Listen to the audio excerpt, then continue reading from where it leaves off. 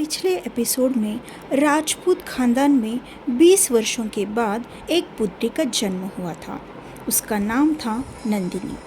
सब लोग उसे बहुत प्यार करते थे। धीरे धीरे वो बड़ी हो गई और कॉलेज जाने लगी।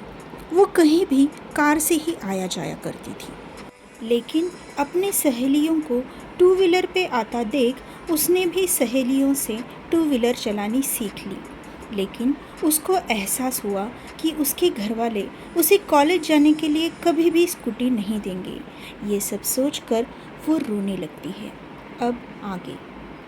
नंदिनी को ज़ोर से चिल्लाता हुआ देख नंदिनी के घरवाले सोचने लगते हैं कि शायद नंदिनी के साथ बहुत ही बड़ी घटना घटी है, इसलिए वो लोग उसके ही बात करने का इंतज़ार करते हैं।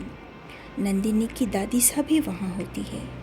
वो पूछती है, गुड़िया क्या बात है जो तू रो रही है? क्या हमसे कोई गलती हुई है या फिर कॉलेज में कुछ हुआ है? बता बेटा, तेरी आंखों में हम आंसू नहीं देख सकते। दादी सा की बातें सुनकर नंदिनी दादी सा के गले लगकर फिर से रोने लगती है। दादी सा उसके बालों पर हाथ फेरते हुए उससे पूछते हैं, गुड़िया क्या बात है, बता तो दे, हम सबका दिल बैठा जा रहा है। जब तक तू नहीं बताएगी हमें कैसे पता चलेगा? फिर नंदिनी रोते हुए कहती है, मैं सोने के पिंजरे वाला पंछी नहीं बनना चाहती, मुझे आज़ादी से जीना है। उसकी बातें सुनकर सब एक दूसरे को देखने लगते हैं। दादी सा कहती है, बेटा बचपन से लेकर आज तक ऐसा एक भी दिन नहीं गया जहाँ पर तुझे ले जाया नहीं गया। दुनिया के जिस जगह तू जाना चाहती थी वहाँ पे तुझे ले जाया गया। यहाँ जोधपुर में कई तरह के पार्क हैं, तुझे हर पार्क में ले जाया गया। ये आज़ादी नहीं तो क्या है गुड़िया? नंदिनी दादी सा से अलग होकर कहती है, दादी सा ये कैसी आज़ादी हुई बताओ? मेरे हर स्कूल ट्रिप में मेरे साथ बुआ जी आती थी। हवेली के बाहर बच्चों के साथ अकेले खेलने के लिए मुझे मना किया जाता था। मेरी बाकी सहेलियां अपने बापू सा के साथ या फिर रिक्शा से स्कूल जाया करती थी। खुली हवा में सांस लेती थी वो, और मैं उस बंद कार में एसी की हवा लेती रहती हूँ। अभी भी मेरी सहेलियां कॉलेज में जाने के लिए बस का या स्कूटी का इस्तेमाल करती हैं। मैं हमेशा बंद रहती हूँ उस कार के अंदर। खुली सांस लेना क्या होता है मैं जानती ही नहीं हूँ। मैंने अपनी सहेलियों से स्कूटर चलाना सीख लिया है, लेकिन मैं ये खुशी से आप लोगों को बता भी नहीं सकती, क्योंकि मैं अकेली कहीं भी नहीं जा सकती। आपका ये जो पैम्परिंग करना है ना, वो अब मेरे लिए असह्य हो गया है। मुझे कल से कॉलेज नहीं जाना। कॉलेज तो क्या, मुझे कल से घर से बाहर ही नहीं निकलना। मैं घर पर ही बैठी रहती हूँ 24 घंटे आप सबकी नज़रों के सामने, ताकि आप लोग खुश रहें। और ये सब बोलकर वो भागती हुई रूम के बाहर चली जाती है। उसके मामा सा उसके पीछे चले जाते हैं।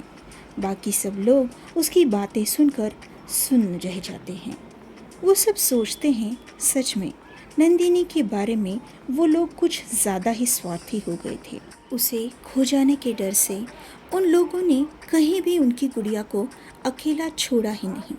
इतने सालों में कभी भी उन सबको इस बात का अंदाज़ा ही नहीं हुआ कि उनकी ये फिक्र एक दिन उसकी आज़ादी ही छीन लेगी। दादी सा कुछ सोच कर सबको कहती है, बस से तो हम उसे जाने नहीं दे सकते, लेकिन अगर गुड़िया कह रही है कि वो स्कूटी चलाना सीख गई है तो उसे स्कूटी लेकर देते हैं। वैसे भी अगले महीने वो 18 की हो जाएगी तो उसका लाइसेंस भी बन जाएगा। बाकी सबको भी दादी सा की बातें सही लगती हैं, इसलिए सब मिलकर नंदिनी के पीछे चले जाते हैं।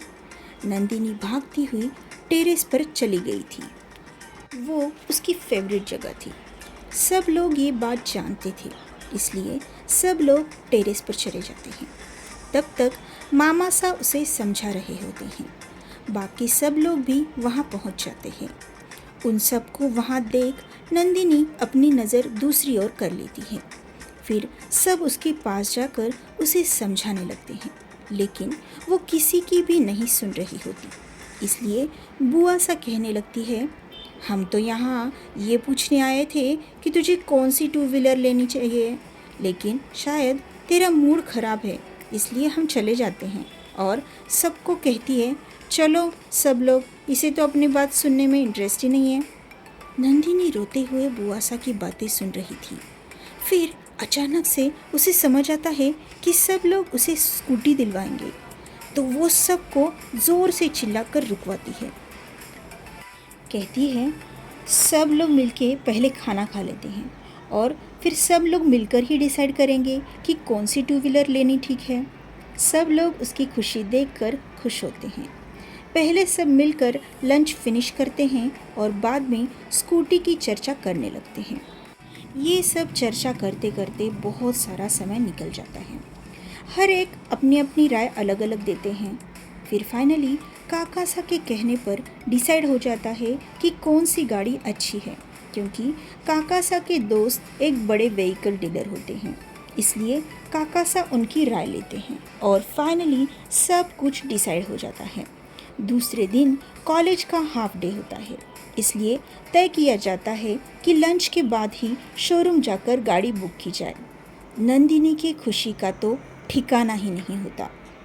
वो कॉलेज में भी अपने सहेलियों को बताती है और कॉलेज छूटने के बाद फटाफट सब लोग अपना लंच फिनिश करते हैं और काकासा, नंदिनी, मामासा और नंदिनी के बापूसा, ये 4 लोग मिलकर शोरूम चले जाते हैं। स्कूटी कौन सी लेनी है ये तो डिसाइडेड था, बट कलर अभी तक डिसाइड नहीं हुआ था। फिर फाइनली ब्लू कलर की स्कूटी बुक की जाती है और शोरूम वाले शाम तक गाड़ी डिलीवर कर देते हैं। स्कूटी आते ही उसकी पूजा की जाती है और नारियल फोड़ा जाता है। फिर नंदिनी स्कूटी पर बैठ जाती है और एक एक करके सबको बारी बारी अपनी स्कूटी की सवारी करवाती है। सब लोग उसके पीछे बैठकर उसके साथ राइड एंजॉय करते हैं।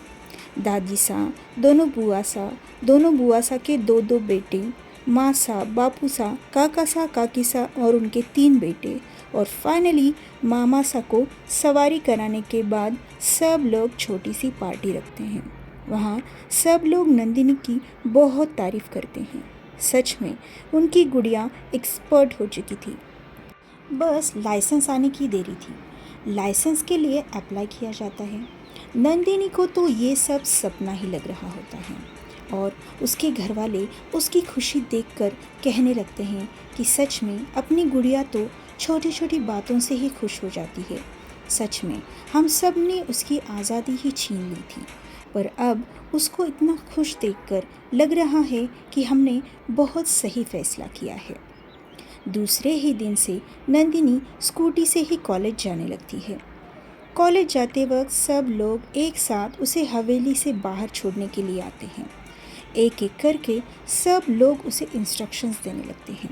नंदिनी सब की बातें सुनती है और कॉलेज के लिए निकलती है। थोड़ी देर के बाद मेन रोड पर आते ही सिग्नल लग जाता है।